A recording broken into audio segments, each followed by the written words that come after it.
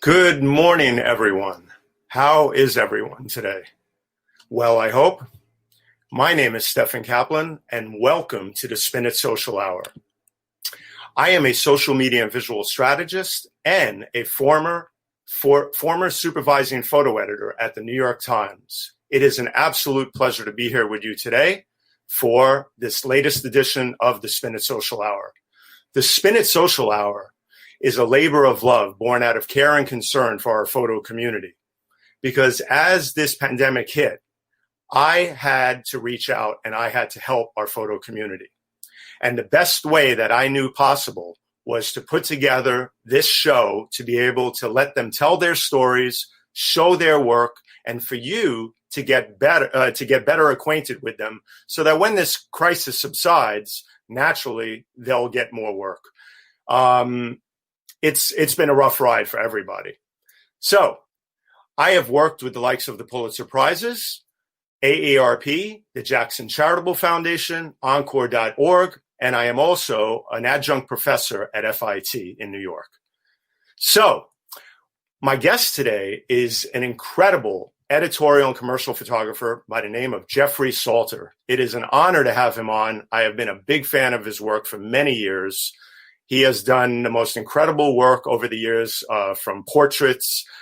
He's been a photojournalist. He worked at the New York Times and Sports Illustrated, and it is just an honor to have him on. So with no further ado, I am going to show you a wonderful slideshow that I put together every week for our guests, and enjoy it, and then Jeffrey will be on. Miami-based photographer Jeffery Salter captures poignancy in the familiar and commonness in the extraordinary. He believes in the power of visuals. It's a language we use to see into each other's lives, one frame at a time, he says. The images Jeffery produces are done with the highest quality in mind as a benchmark. Growing up in a small Texas town, his introduction to photography was unintentional but fateful. Upon entering the 9th grade, he registered for what he thought was a graphic arts class, but which turned out to be photographic arts. He never turned back. He has been a staff photographer for Sports Illustrated and the New York Times. To this day, his passion, both in front and behind the lens, has not gone unnoticed. It is an absolute pleasure to bring on Jeffery Salter. Welcome, Jeffery. Good morning, Stephen. Thanks for having me. Oh, it's no. an honor to be here, and I'm looking forward to having an exciting exchange of great energy. You know, energy is what it's all about, and passion for what we do in photography. And, you know, I've been in it for so many years. You have as well.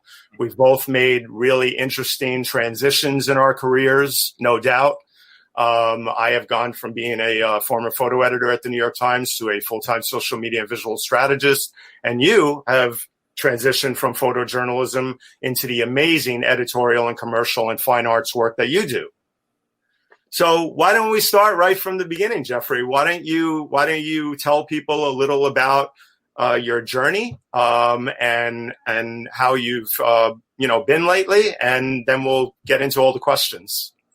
Well, I'd like to thank everyone for being here and giving up their Saturday morning to listen to me talk.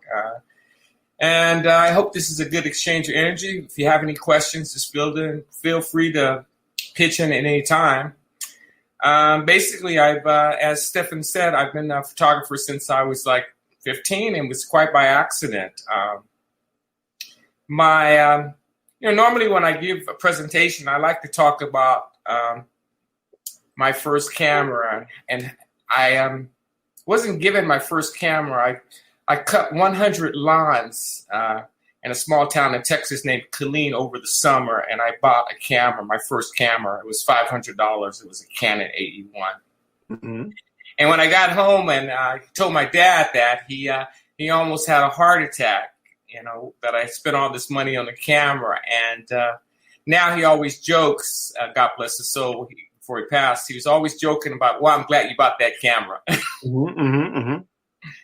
But I started shooting newspapers in high school, did the yearbook thing like most people. And then afterwards, I was also interested in music, and so it's either music or photography. And I didn't have a lot of money, so I joined the military. And in the military, I was first. I started off with just a regular old grunt photographer in the Navy, but they looked at my portfolio and they decided they wanted to send me to college. So they sent me to Syracuse University to be a part of an elite corps of U.S. Navy photojournalists. And from there, after finishing Syracuse, I was working for Stars and Stripes, Navy Times, Air Force Times, Army Times, just military publications. But basically, you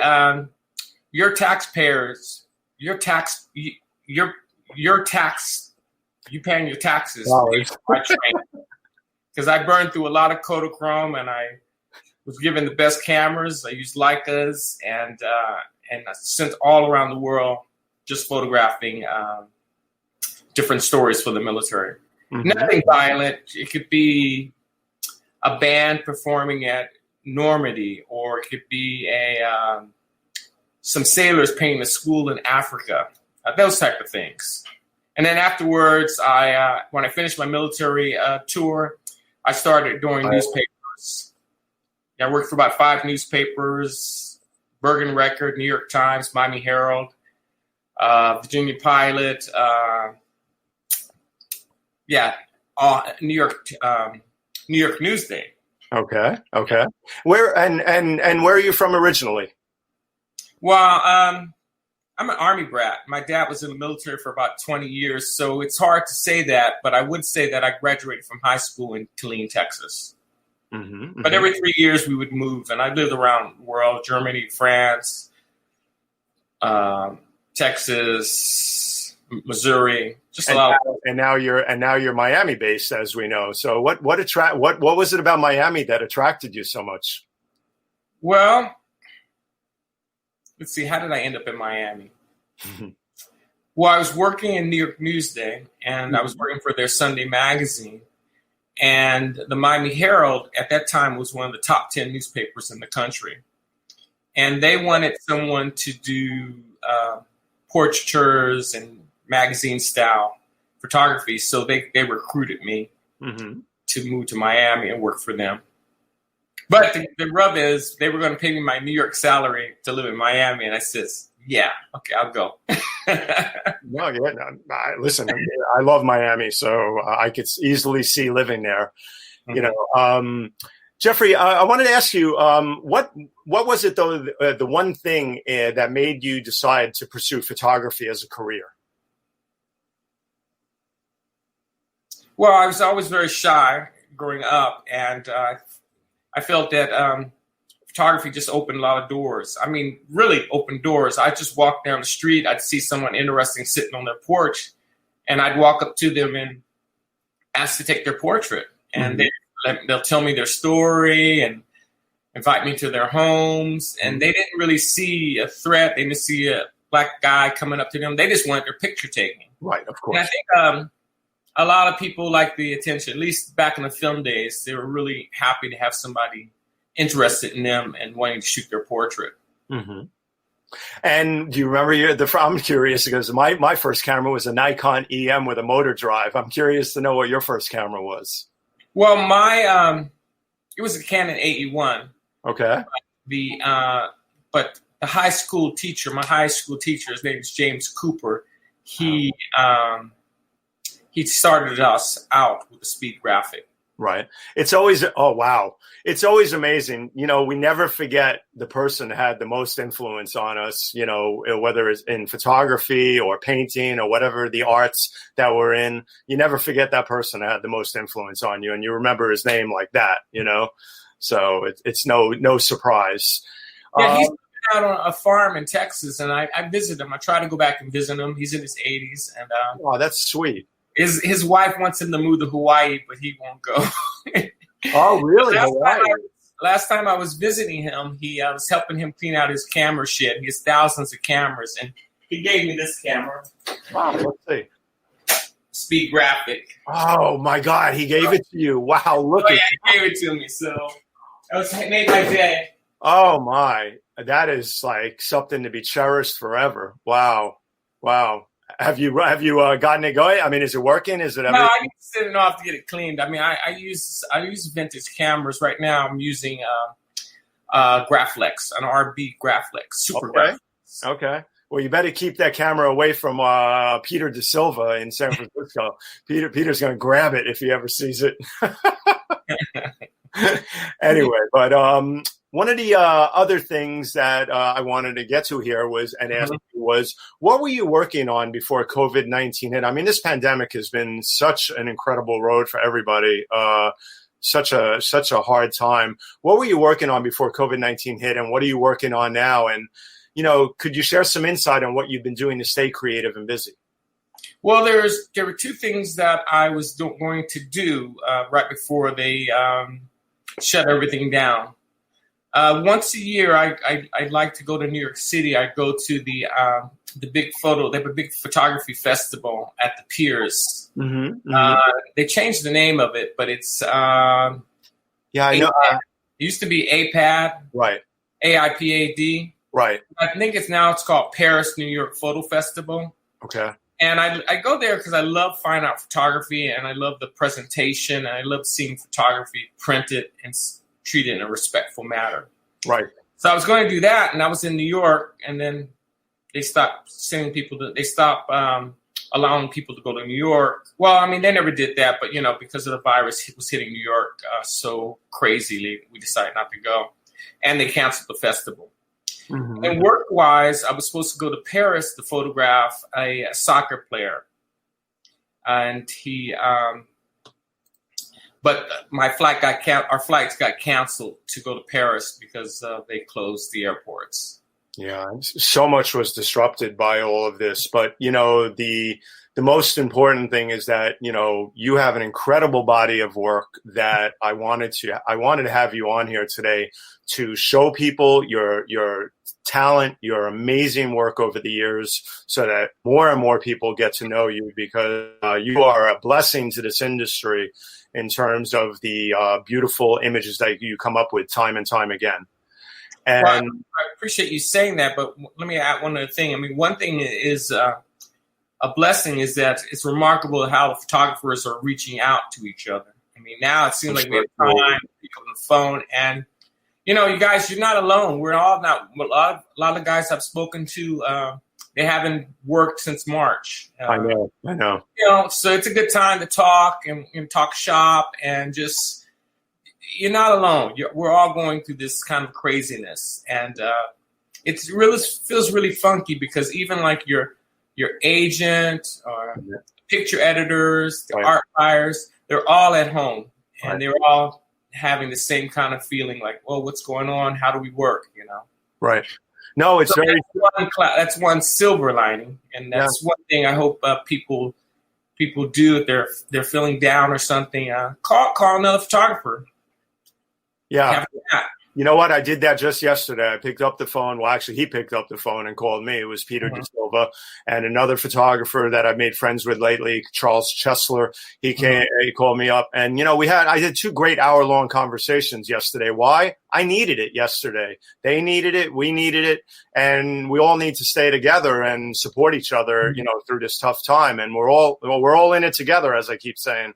So, but anyway, one of the things that I wanted to get to here, I was going through your body of work. I was trying to find stuff that I wanted to really hit on with you. And I came across this incredible photos you did of one of the only living umpire from the Negro Leagues. Mm-hmm. And I wanted you to speak about this shoot with this incredible individual and tell us a little about it, because what a moment it must have been to be in his presence and to photograph him for this magazine. Well, first of all, you should know that he's a veteran, and he was in World War II, and he's a hero. Yes. And so that was an honor to meet him in that sense. But funny story about him. We started to shoot at his house, mm-hmm. and his wife. Well, and I got a nice portrait of him with his wife at a piano. But then afterwards, the second part of the shoot, we went to the stadium in Kansas City. Mm-hmm. And I thought we were all going to just ride this big old van together. And he says, no, I'm going to drive my wife to the stadium. And it was really sweet because he was 89 and his wife was 88 and they were going to drive to the stadium together. But funny enough, they made it to the stadium before I did. So I guess I shouldn't have been worried about them. Yeah, well, he looks like he's got a lot of energy left in him, and we thank him for his service. We thank him for everything he's done. He just looks like such an unbelievably sweet man who's got so much history. I mean, and the photos that you took of him are just oh my God, I adore these photos. Look at that smile. Look at that energy. I mean, you got to spend a whole day with him or more? How did that go? Well, he didn't have much to do, but we spent most of the day with him. Mm-hmm. And also those pictures were taken in the rain too. So he was a trooper. Wow, what a trooper at his age, not worrying about standing in the rain because, we get older, we do have to take care of ourselves a lot better. And we don't want, anybody getting sick. But what a trooper is right. That photo, both of them, the one of him like sort of doing, the safe signal and the other one of him sort of getting ready to do the out signal. I mean, just what great portraits of him. Must have been such a treat to meet him. But, you've also done incredible work documenting, doing the portraits of the Parkland students and all of the activism they've been involved in. What a bunch of heroes in their own right for this generation and for all generations. And the title for this piece here, "Fighting for Their Lives," exactly what it is. So talk to us a little about this shoot, Jeffrey, and all these portraits. Well, it was a tough one because these kids have been through so much. They have, and so it was more about me getting out of the way and presenting their image in a way that's respectful and yet communicates the passion they feel about this issue about gun rights and gun control. And there's nothing I can really say to make a difference about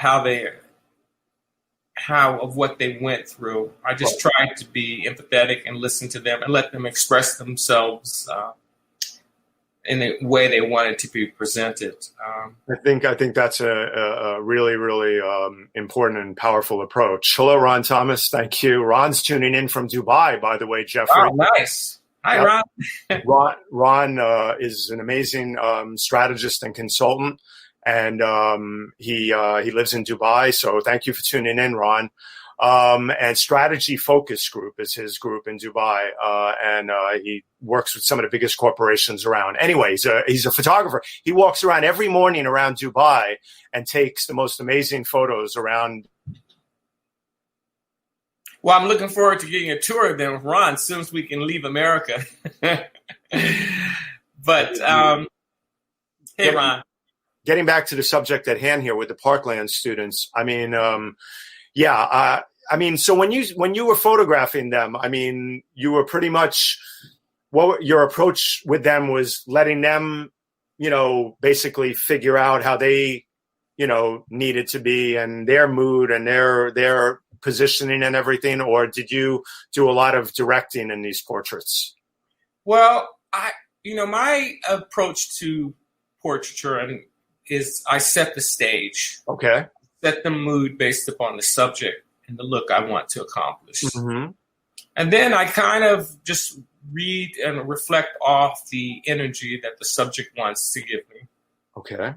But it's like it's like a dance with photography, Mm-hmm. People give you things and people take away things. Sometimes you have to draw things out in people.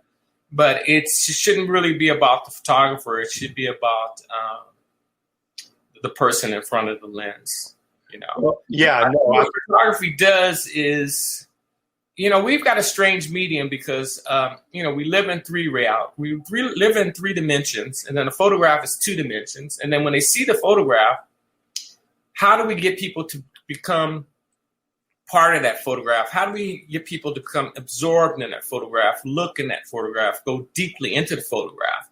And we do that with lighting, lens choice, choosing a minimalist background, doing certain things, camera angle, all kinds of things, techniques that we use to bring a photograph to life. Right. And then the other aspect is engaging the subject, humanizing a person. And I'm going to use that word a lot because it's important to me. Mm-hmm. Just humanizing a person and being respectful to them. Absolutely. I found this quote about a month ago, and I've been using it ever since because I can't believe it. I never saw it before all these years, but it says exactly what I feel about portraits. When you're doing portraits, you have that intimacy with someone for a few minutes. For a really good portrait, you don't take the portrait, it's given. And that's from a French photographer named Gilles Dully. And Gilles is right on point. I mean, speak about those words. I mean, Jeffrey, they're pretty powerful, right? Well, it's, and I would like to add to that, it's about trust. Yes. It's about trust. Yes. I'm glad that you added that. It is a tremendous amount of trust. Yes, absolutely. So, let me also show. So I came across this cover you also did for Ebony of Dwayne Wade and his sons, and everything, as a result of the Trayvon Martin murder. And I had to show it, and I had to ask you about this shoot, and how did it take place? It must have been such an emotional, powerful and sad, incredible thing to do at times. But talk to us about this shoot with Dwayne Wade and his sons and the whole Trayvon Martin, issue.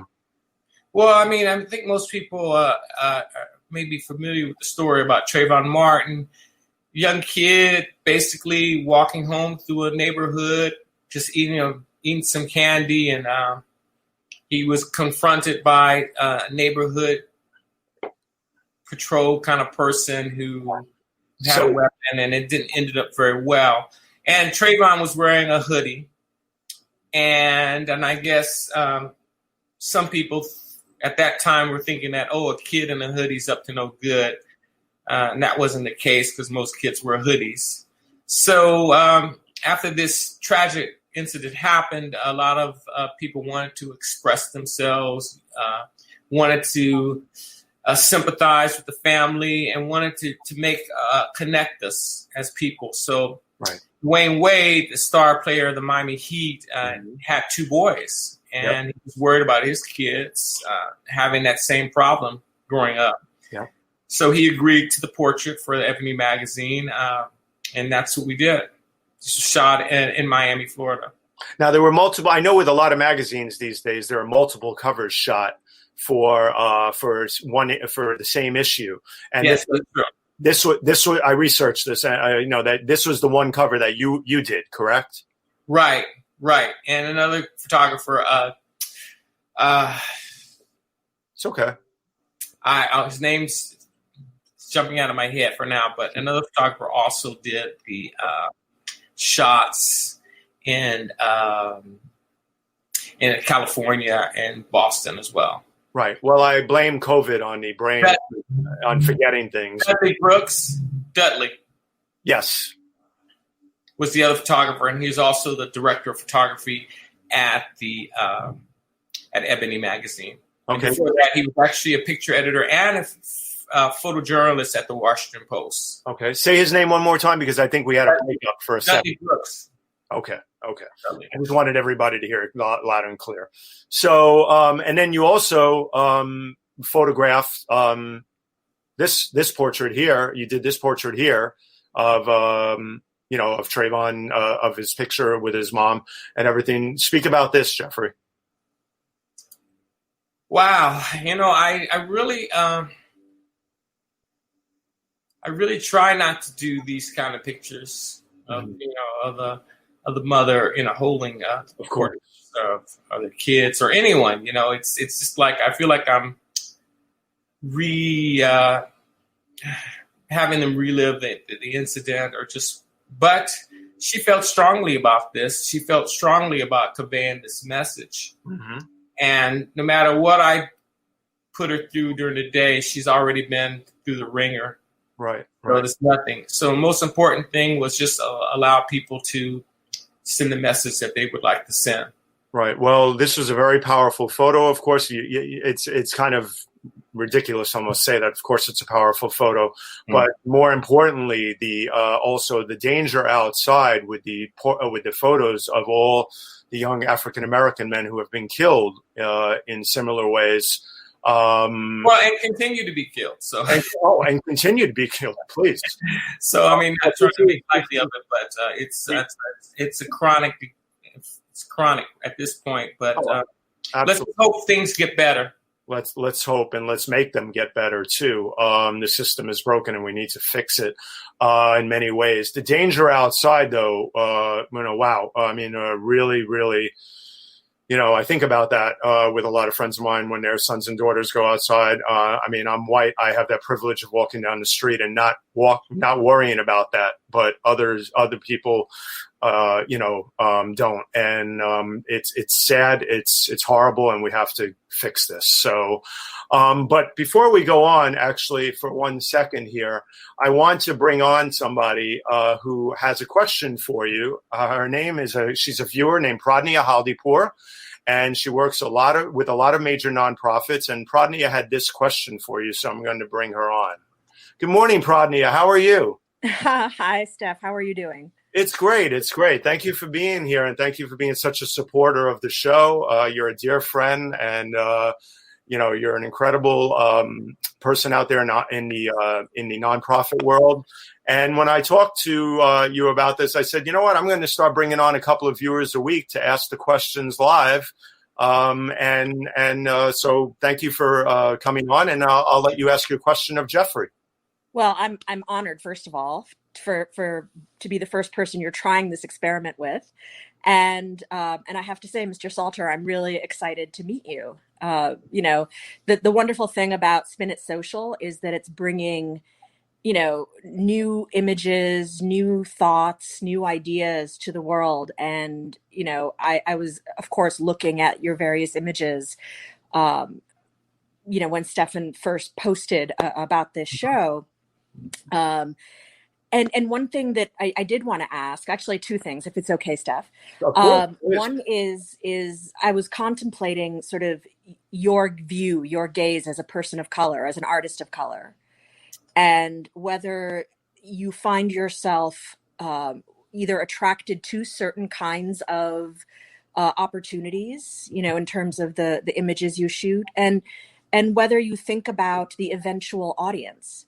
It occurred to me as I was looking at, is it Serena Williams, that image? Mm-hmm. I was just so touched by it, thinking about all of the little girls out in the world that will see that image of powerful womanhood. So I just wanted to hear your thoughts on that. And then the second question is, who's your wished for subject? Who would you, if you could wave a magic wand and get the opportunity, who would you wish to capture with one of your images? Well, I let's go backwards. I truly wish I had been able to photograph Nelson Mandela. Oh, yeah. Okay. That would have been, I think that would have been the most proof. That would have made me, yeah. And I don't really, I enjoy whomever I'm with is a gift. Whoever my subject is of that day is a gift, because people, especially now during COVID, we realize how valuable life truly is, and how those little things that we miss so much are so important to us. So I value whomever I'm lucky enough and honored to meet for a photo session. And I started off as a photojournalist, and as a photojournalist, I would do a fire in the morning, a fashion show at lunch, and maybe a chef in the evening. And it gave me a chance to meet all types of people. And one of the things I did was in New York, and when I was living in New York with a photographer from the Daily News, we had this group called the Africa Project. And one thing we would do is during the year, we'd take a student, we'd mentor a young kid, a young man or woman, a young boy or girl who lived like in Harlem or, lived in the inner city. And we'd take them with us on assignments and for a whole year. And then after the year was over, we would take them to Africa for 2 weeks. Wow. Oh, that's amazing. To allow them to shoot pictures. And this is back in the good old days when camera companies would give us cameras, Canon would give us cameras, airlines would give us plane tickets. Everybody was pitching in to make this happen. It was all hands on deck. It was like community, takes a community. And the whole community was helping everyone get better, helping us do these things for these kids. Wow. Not so much to make photographers. We weren't taking kids from the inner city, maybe 12 or 15 of them, and mentoring them. We weren't trying to make photographers or journalists. We were just trying to expose them to how other people live. Right. And show that, there's more to their lives than just a housing project. Trying to expand their middle eye, expand their horizons. Right. And then if they became photographers or writers, that's great. But I think one thing about photographers is that we have to be in the moment. We have to be witness. And we witness so many different things. We grow as people. And as we grow as people, we humanize people. And, earlier you were talking about all the young African-American males and Latinos and minorities who died from police issues and violence. And I think a lot of that is because we dehumanize people and we think of people as the others. Oh, that's right. It's the other. And we forget that, that's just a young boy, just like you're a young boy. That's right. Yeah. Well said. And just like pardon me? Oh, no. Go ahead, please, Jeffrey. Please. And just like, what resonated with so many people with the Floyd video was that they could actually see it happening. And everybody breathes. So when he was saying he can't breathe, how can you not have a human connection? How can you not feel for that or feel for anyone and understand, well, look, wow, damn, that person's a human being. They want the same things I want. They want to live, and they're not. And what's happening to them could happen to me. So when you think about that, and unfortunately, when you humanize people and you empathize with people, it builds a connection and you start actually caring about people. Yep. Okay, so that was your second question answered in a roundabout way.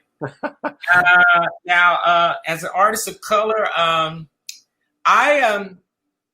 first of all, I work on my tools, my technique, my lighting, my lenses, and all this other stuff. So I get that all in the way because I want to be the best visual communicator I can. Secondly, I look at people as they are, and I try to understand what they're trying to say to me, what kind of image they're trying to project. And then thirdly, I try to understand what the story is and try to produce images that communicate the story that I'm trying to say. So I don't really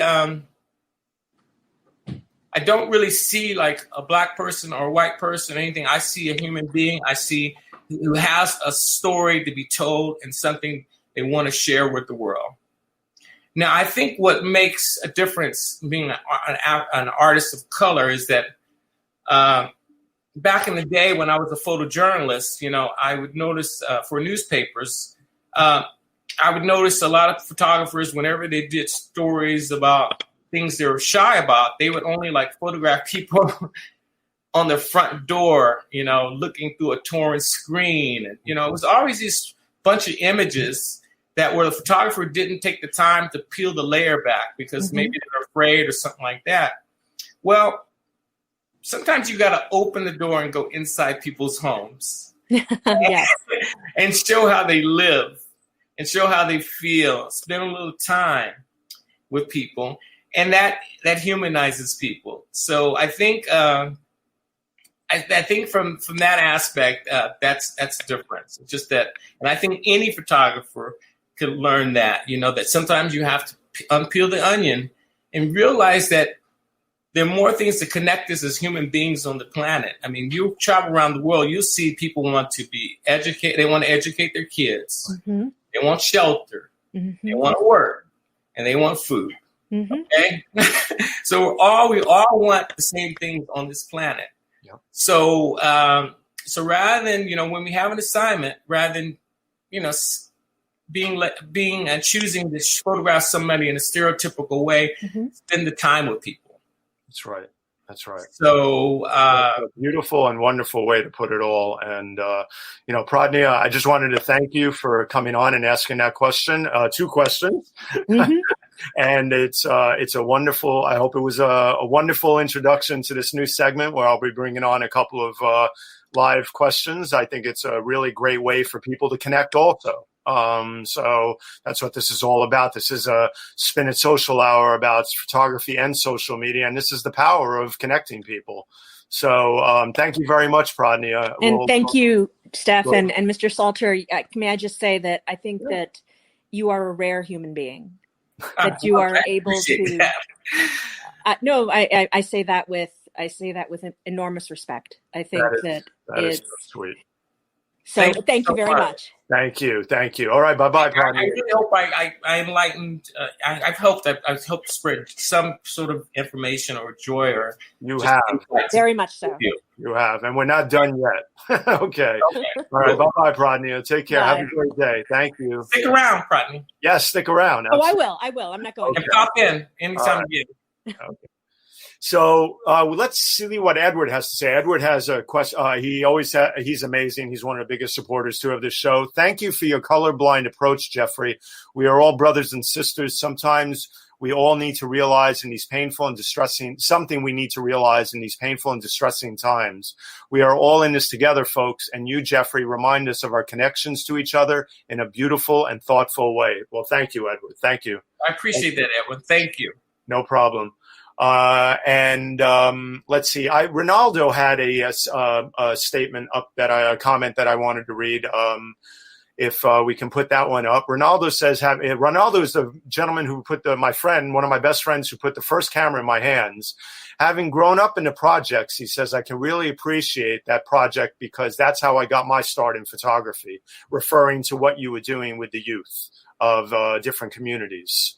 So it's very, very powerful to do that. So let's now bring on Jonathan. Jonathan is my assistant and co-producer, and Jonathan Borstein. And Jonathan, introduce yourself, and then we're going to let you have the privilege of asking the second live question this week. Good question. My name is Jonathan Borstein. I am a full-time flaneur, a sometime writer, and part-time tech. And my question of the week is, in your career, you have made several transitions from combat photographer to photojournalist to commercial photographer to art photographer. How did you make all those transitions? How did you choose to make them? What did you do to accomplish it? Well, first of all, thank you for having me, and I appreciate your question. Like I said, some people are more verbal or writing. They have those skills, but my kind of skill is visual communication. So I just try to keep growing as a visual artist by looking at a lot of art and a lot of photographers' work, and I try to understand how they communicate visually. And I don't limit myself to a subject. I try to challenge myself and grow. grow as an artist. I guess I could say, if anything, I prefer dealing with people. So anything that has a human connection, I enjoy photographing it. As far as how I did it, I just continued like Sisyphus pushing the stone up the hill, and training as a newspaper photographer allowed me to be quick on my feet and to size up the situation very quickly. Mm-hmm. And then as I was doing newspapers, I wanted to newspaper photojournalism. I wanted my work to stand out a little bit more. So I introduced lighting. So once I introduced lighting to my images, I was able to transition into the magazine world. And as much as I love photojournalists, and I appreciate the great artists, Ron Haviv, Angel Franco, I appreciate photojournalism, but after a while, I wanted to take my work in a different direction. And also, I didn't want to travel so much. So I started to do more of the magazine work. And then for the magazine work, I wanted to even continue working on my style. And also sometimes you do an image for the magazine, but then you also, while you have the person there, you try to grow and do something for yourself. And also, while you're doing something for yourself, you realize that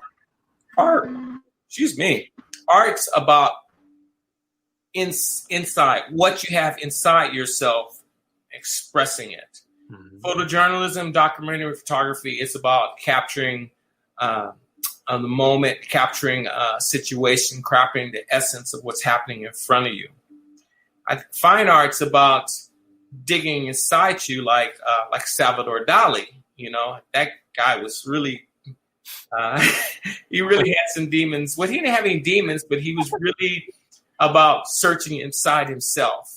Right. And I think about art is about not necessarily about documenting things, but art is about sharing your heart, sharing your soul with other people. And sometimes people resonate with it, sometimes they don't.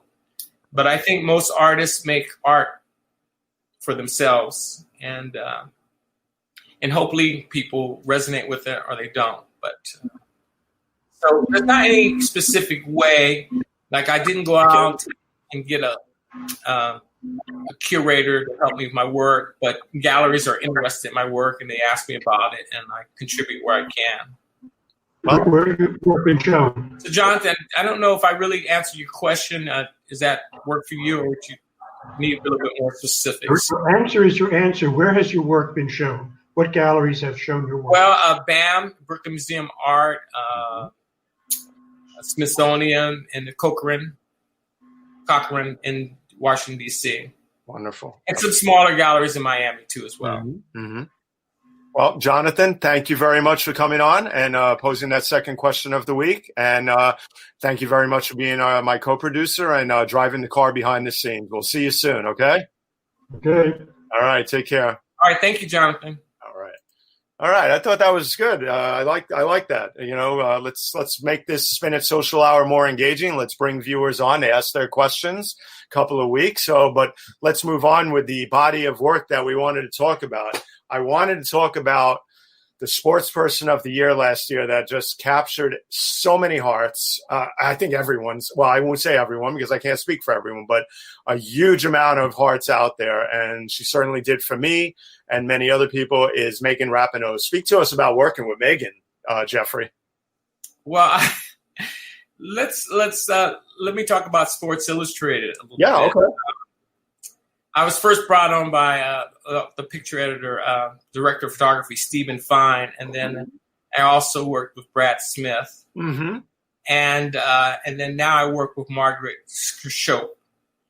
And they all wanted me to do portraits of athletes. Okay. Not so much the long lens stuff.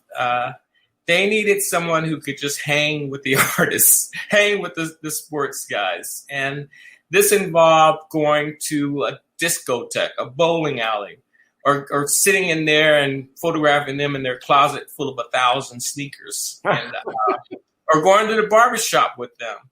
Just doing those kind of photographs. And it's a different kind of mindset because people have to get comfortable with you really quickly and also not feel that you're a threat.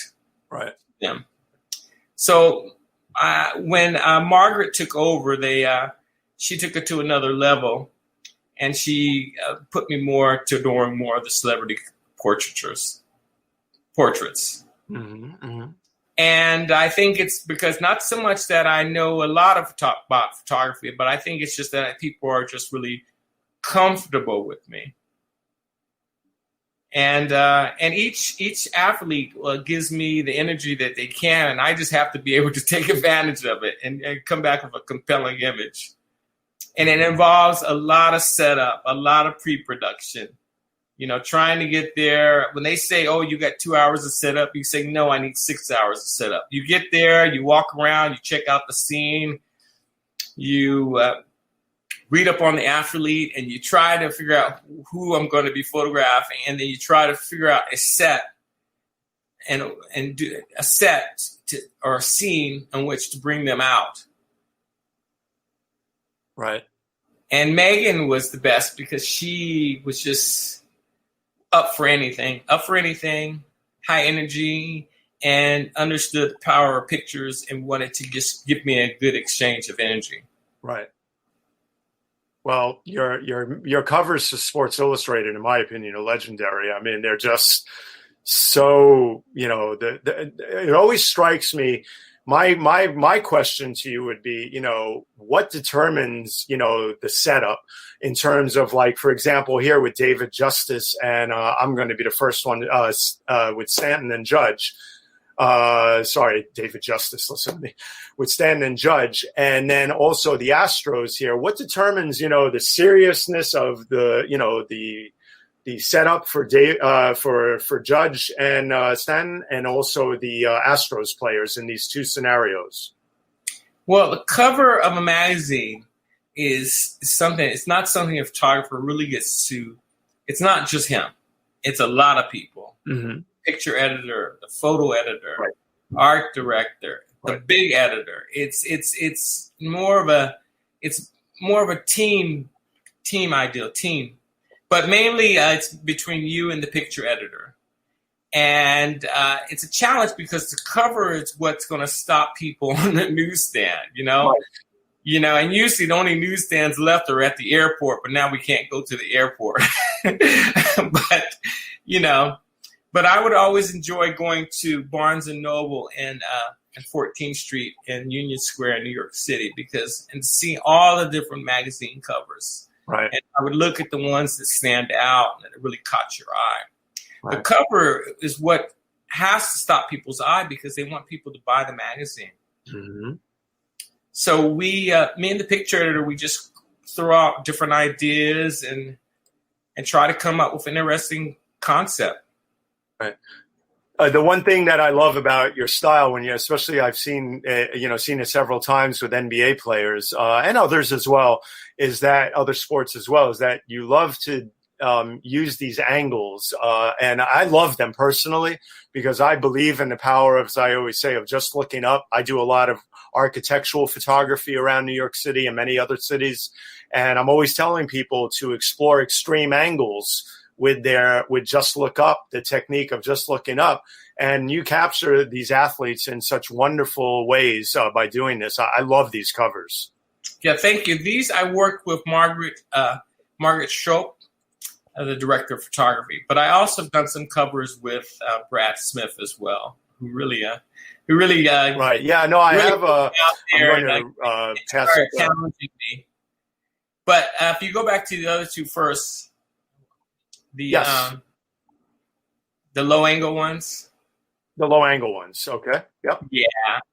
Yeah, those are fun because you have to really have to build trust. Right. And it's not so simple that once you get the idea, you got to see if it's going to happen. Right. And there are a lot of space limitations. These teams just don't give you the whole stadium. You know, Right, you have to get there and construct these sets, and you have to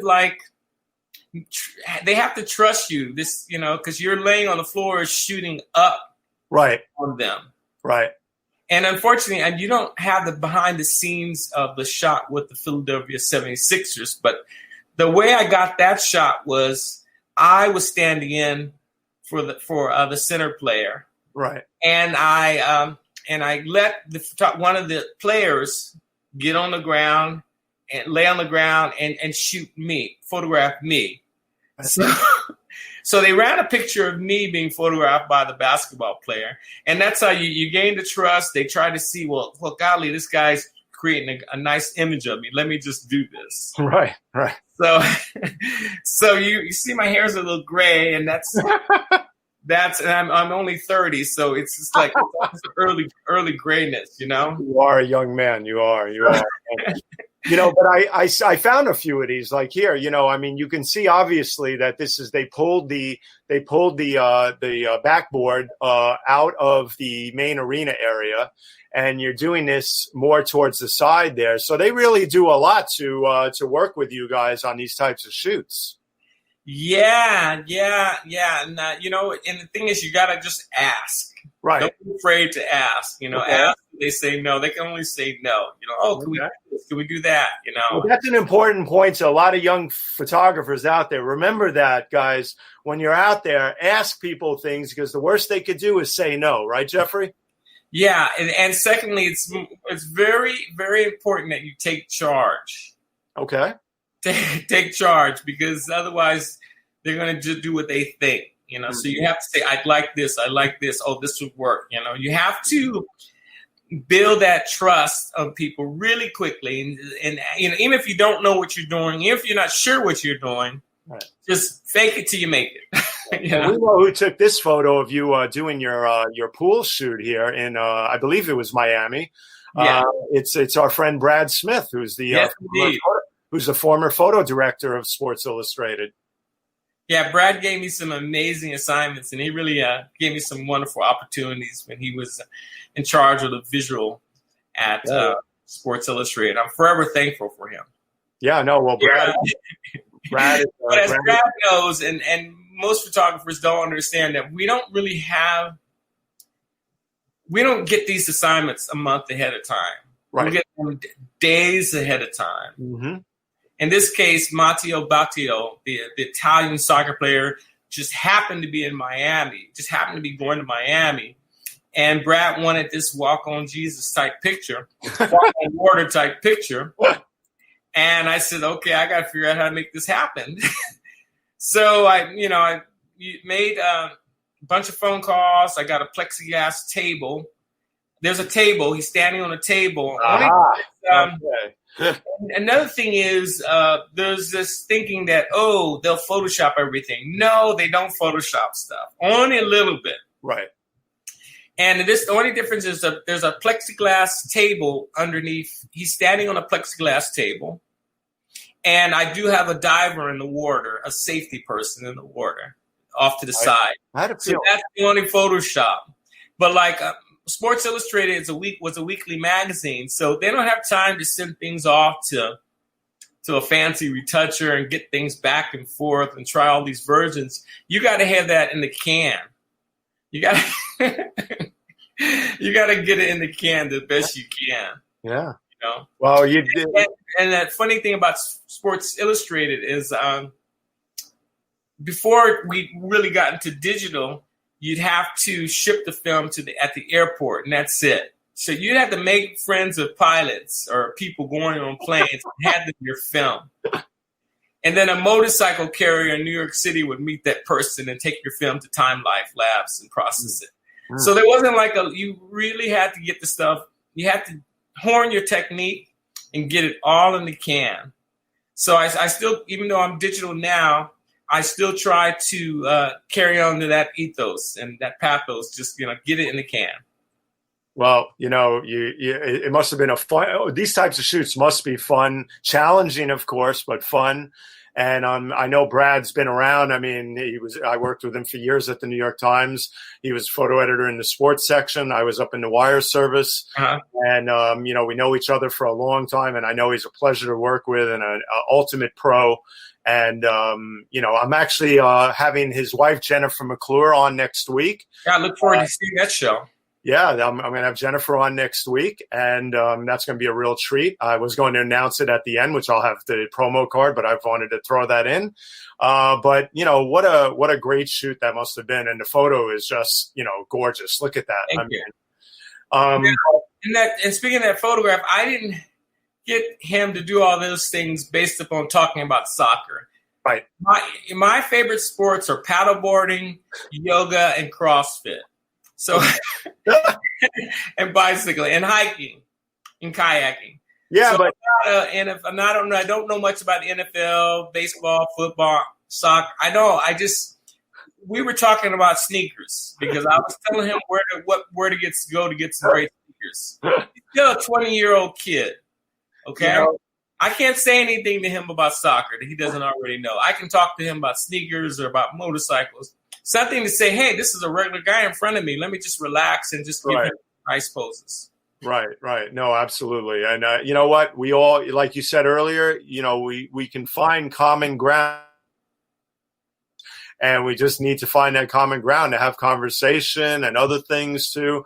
And, but what I love most about this also is the reflection of the palm trees in the water. And that just beautiful sheen, on the water and the lighting that you used and everything else, which you're a master of. So, just incredible photo.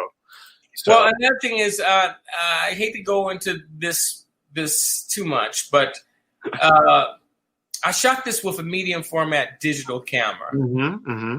And my feelings is I always like to begin with the end in mind. It means I always try to have the highest quality on capture. Right. I know medium format digital cameras can be slow sometimes, but they're getting better every day. Right. And they're getting faster. But shooting with the Phase 1 camera, I think that was probably a 260 IQ at that point, mm-hmm. Allowed me to shoot a horizontal and gave the flexibility that magazine could crop it in half and put it on a cover. Mm-hmm. Yeah. Speaking of your choice of equipment, let's speak about these beautiful photos and the project that you did on the Bridges project. Before we go into them, actually, let me give everybody a treat and let me treat them today. Hold on one second. Let me just set this.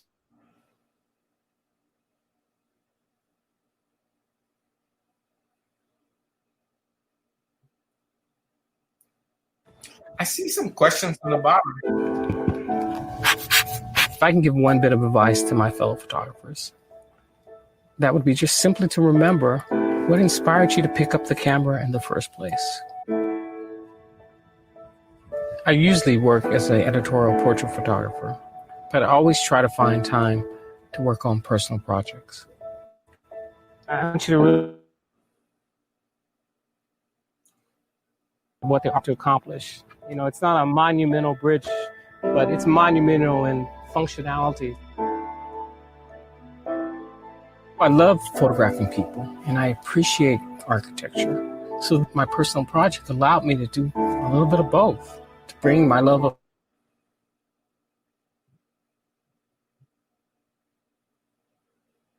with that diagonal of the bridge first. So maybe something that's flowing and that will echo the angle, the drama of that slat right there. Okay? My name is Jeffery Salter. I'm a photographer in Miami, Florida. And today I've driven 100 miles to the Florida Keys to work on a series of photographs I call Key Bridge Dance.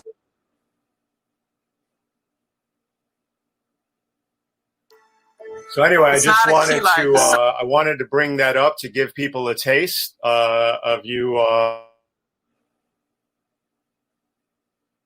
Great. There's a link on YouTube for it as well. I think we'll probably share that a little bit later if you watch it in high def. Yes. So I know that that you use Phase One products. Talk to us about the beauty of using such an incredible product and all the work you put into this personal project on the dancers and the bridges. Well, medium format cameras.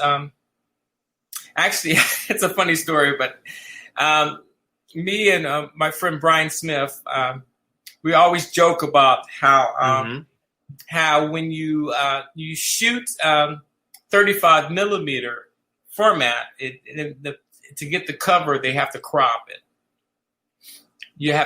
But when you shoot medium format, that's the same format as a magazine cover. Right. So back in the film days, if you shot your assignment on medium format, when the slide arrived on the editor's desk, they're more inclined to use that picture than one that's shot on 35 millimeter. Mm-hmm. And the same thing for the inside picture, a double truck.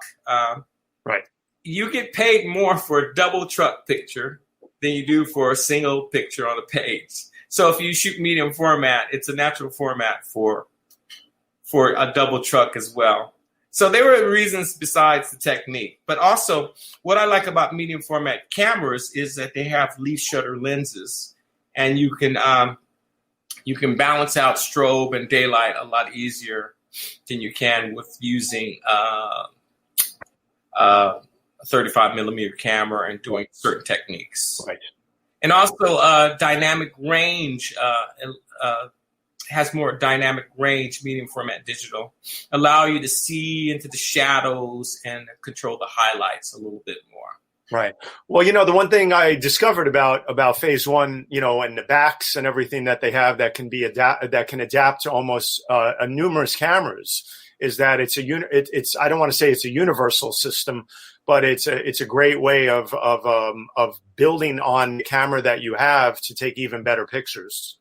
Right. A lot of people use their DLS. The Phase One has a camera called the XF, which has a mirror in it, and that's where I use for when I do my portraits.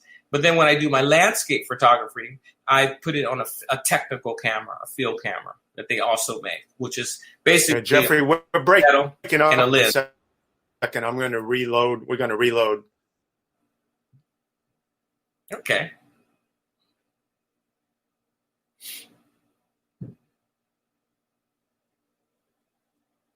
Okay, I think we're back. Sorry, I think we had a hiccup in the Wi-Fi, but that happened. Make sure mine off. Maybe that's what helped too. It's okay. It happens. I always tell, I should have mentioned it to you. I always tell my guests to make sure all other Wi-Fi devices are off when we're on, but it could happen to anybody. It could have been on my end. Anyway, this photo here, I used it to promote the show today. I fell in love with it when I saw it. I remember you saying in a comment to a viewer, somebody who was going to tune into the show today, that this was at the end of the day and that it was possibly one of the last photos of the shoot. Yeah, it was.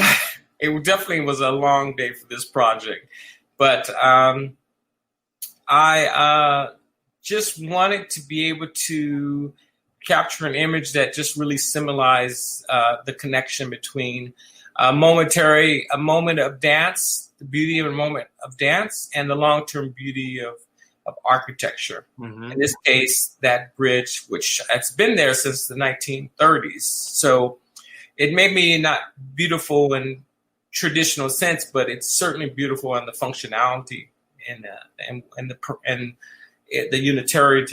utilitarian purpose that it was constructed for. No, it's gorgeous. I love this photo too, the movement of the dancers and the angles that you capture. And I love the way you were talking to the dancers and telling them to feel what the bridge conveyed, and that although not one of these mega bridges in structure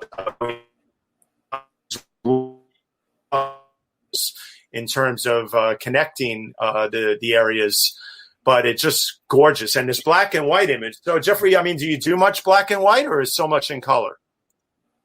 I mainly do color. Mm-hmm. And then if the image is better in black and white, then I convert it. Mm-hmm. But I'm not a purist. I mean, to me, it's like Ansel Adams says, you know, the photograph is the score and the print is the performance. So Right. I take the print to do whatever technique it takes to have a great performance. Well, you are a conductor in many ways too. When you're out there conducting this symphony of beauty that you're capturing, in my opinion. So, one of the things I wanted to talk about as we're at the hour mark here is I wanted to ask you about your thoughts, and I wanted to talk to you a little about your use of social media. How do you feel about social media in terms of using it to put your work out there, your use of it in general, and are there certain things that you'd like to see yourself doing more of? And then we can talk about a couple of those things. Well, I have my website. Right. And also part of the website, I did have a blog, but I took the blog down. But now I mainly use Instagram to just get the daily things out. Okay. And I like the use of Instagram just to kind of get your name out there. Right. And get like as a notebook. Right. I'm not happy with social media in terms of that we're not printing as much, because to me, I think that's it, the print. That's what photography is about, making that print and going to the galleries and seeing it huge on the wall. Right. And also, I think that social media is good in terms of getting your work out, but you have to be careful because you can easily be typecasted into a certain type of doing a certain type of work. Right. And people don't see you for anything else. One of the things that you can do other things. Right. One of the things I always advise all, high-level photographers such as yourself with portraits and all the amazing work that you've done is to give yourselves more of a presence on LinkedIn, because and we were talking. Yes, indeed. LinkedIn is such a powerful platform. And when you think of the amount of companies and professionals and executives and other brands on LinkedIn, that for me, I think LinkedIn should be one of your main homes because. No, and I agree. And also one thing good about LinkedIn is that you can really focus. Yes. And also the people on there are serious. They're serious. Right. They're decision makers. They're not necessarily people who are just looking at your work. And although you need people, I appreciate anyone and everyone looking at my work, and I like good exchanges of energy and ideas. But I also appreciate people who can actually hire me and hire you and give us a chance to continue on the path as working photographers. That's right. Well, that's one of the things that, live streaming and my production here of the Spin It Social Hour has been incredible, because when COVID hit, I looked at it as being, what is going to develop here? And it's sort of like in every crisis, there's a bit, and I'll say a bit of a silver lining, because I hate even using that term with a pandemic. But the bottom line is that with technology and many other things, we can use it to do even greater things. And that's why live streaming is the natural evolution of social media in many ways, in my opinion, because I was always wondering what's going to be next, as we all are. And I see it as the opportunity to amplify the normal channels of social, and in vice versa, you're using the normal channels of social to amplify the live streaming. So what you're getting is double the impact. And it's, like I said, the natural evolution. And now everybody's seeing this and everybody's jumping on board because they have to, from colleges to businesses to individuals such as myself. But my goal was to let photographers come on and tell their stories and show their work, because I wanted to help the photo community. And that's why you are here today, to show your work, to tell your story and make more people know about you. And I have to tell you, it has been an hour and 10 minutes of an incredible, time flies, but an incredible discussion. And I have to tell you, it's been an honor having you on here, Jeffrey. Well, thank you so much for having me, Stefan. I appreciate it.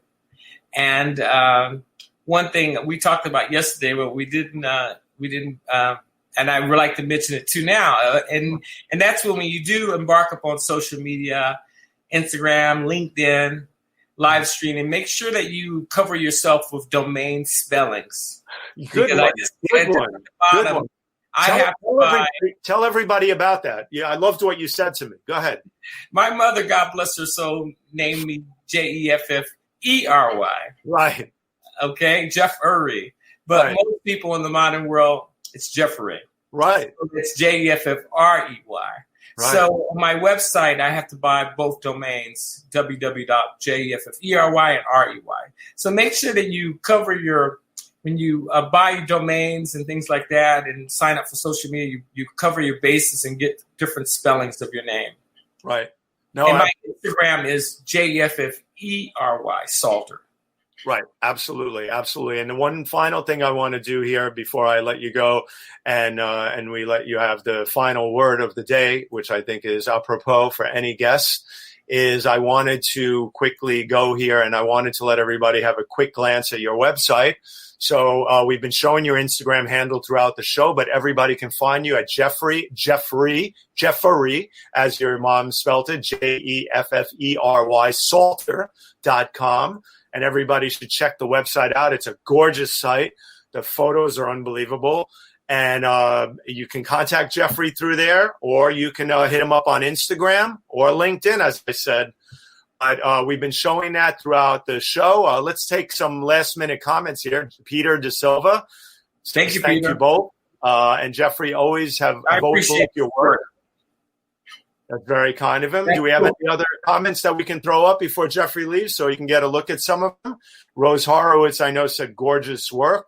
And Sri's thank you, Sri, for tuning in. He's always so great. Thanks for bringing us Jeffrey's story. Amazing. Sri is my dear colleague, Sri Srinivasan, who I work with hand in hand with many, many projects. I'm part of the Digi Mentors group. We are kicking it all over the world, doing live streaming projects with universities, major corporations. And as Sri always said, there's no project too small or too big for us to handle. So come check out Digi Mentors, and we're doing it because this is where it's at, and we're doing it as well or better than anybody else, and we will get your brand out there. But Jeffery, once again, thank you. Would you hang on for a second so we can talk backstage for a minute? There's so much other work we could have gotten to. I hope I did you justice today. No, I'm honored to be here, and I'd like to thank everyone for coming on board, giving up their Saturday morning for this, and I go out and shoot some great pictures and spend some time with loved ones in this time period. And if you can, go out and do great travel stories. Just photograph your own home life. Sometimes there's pictures right in front of you to be taken. You just have to share and open your eyes to see them. That is absolutely beautiful, Jeffery. That is absolutely beautiful. And thank you so much again. I'll be right back, okay? Great. Okay, hold on. I'll be there. Okay, bye-bye. So, folks, this has been another Spin It Social Hour. I hope that you've enjoyed learning about the journey of Jeffery Salter and seeing all of his incredible work. I say all, I haven't even scratched the surface. But it is a great body of work. So check out his website, check out his Instagram, do your research on him even more than I did for this hour. And you will learn much more about him. He's an amazing individual and photographer. But let's get to some information here that I wanted to cover real fast. First of all, I helped produce this. So why is it not coming up? Sorry, hold on a second. We're having we are having a freeze here for a second. Hold on. Okay, so let's start with Muckrack Academy, the fundamentals of social media with Sri Srinivasan. I would love for everybody to sign up for this course. Why? First of all, it's free. Second of all, it's the best course out there to get certified in social media for journalists, PR pros, and everyone. I'm talking about teenagers on up. Have everybody check this out. Register at mrac.co/social. I helped produce this for Muckrack and with Sri and Linda Bernstein. and it's a great course. So check that out and be sure to sign up today and get your certificate, which is a major LinkedIn booster for your resume and your background. So second of all, there is the Sri's Sunday NYT Read Along. As I said, I work with Sri hand in hand on everything. This is the Sunday NYT Read Along this week with Veronica Chambers, who is an editor, narrative of projects at the New York Times and co-author of Finish the Fight about the women's suffrage movement. Join Sri tomorrow and all of us as we read the newspaper like a bunch of crazy people, like he says, because we love print and we love the news and we love the New York Times, and we need to be aware of everything right now as we enter this last 80 days to, I'm holding my breath here, Election Day. Okay, so next is She's on Call, a wonderful new show that is featuring Dr. Sujana and Dr. Marina, bringing on incredible guests every week, doctors from all over and professionals, talking about the COVID crisis and many other issues surrounding health and lifestyle. And I ask you to tune into this because it is the show to watch every week that will give you the information you need about health and lifestyle and COVID and everything else. Tune in with Dr. Sujana and Dr. Marina at 11 a.m. on Sundays. And then my big announcement is next week for my show, the Spin It Social Hour right here at 10 a.m. on Facebook, YouTube, and Twitter, is let's welcome Jennifer McClure. I am so thankful to have this incredible fine arts photographer on who's done so much in her career and is married to a dear colleague and very good friend of mine, Brad Smith. And, or should I say he's married to her. And let me tell you, Jennifer's work is outstanding, and I can't wait to talk to you about her special project that she's been working on. Tune in to find out what it's about. It's a winner, and it's really, really incredible. I love this portrait that she sent me that I used of her here. So please tune in next week. So that's going to just about do it for this week. And thank you once again. Please remember to share this broadcast and tell all your friends about it. Tell everybody about the Spin It Social Hour here and on YouTube. And I thank you very much for being here. I wish you health and safety, and I will see you next week. Thank you again. Bye-bye, everybody.